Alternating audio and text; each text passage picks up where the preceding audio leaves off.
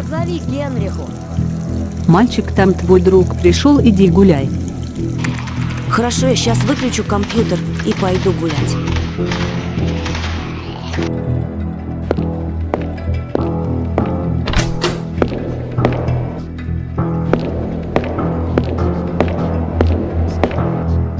Здорово, бандит! Наконец-то он пришел из дома. Давай немного играем, и потом куплю что-нибудь в магазине. Окей, пошли.